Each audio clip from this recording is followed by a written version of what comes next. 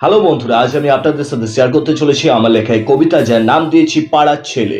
লেখক সূর্যশেখর পাল। পাড়ার এই ছেলেগুলো দিন দিন রসাতলে যাচ্ছে। জানি না বাবু, এই ছেলেগুলো কি যে মজা পাচ্ছে। সারাদিন আড্ডা মারা ছাড়া নেই কো এদের কাজ। নিজেদেরকে রাজা ভাবে ভাবে করব আমরা রাজ।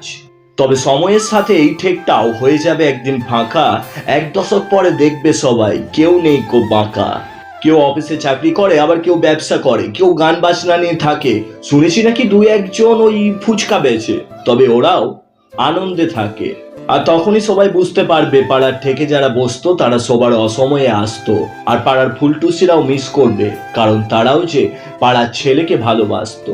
সময়ের সাথে সব পাল্টে যাবে, পাড়ার দুষ্টু ছেলেগুলোও দায়িত্ববান হয়েছে, তাই তো আজ তাদের নিয়ে সবাই ভালো কথা কয়েছে।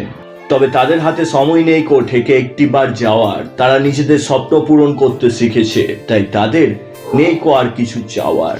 তবে পাড়ার ছেলে পাড়ার ছেলেই থাকবে, শুধু সময়টা যাবে চলে। অন্ধকার জীবন কাটিয়ে উঠবে আলো জ্বলে।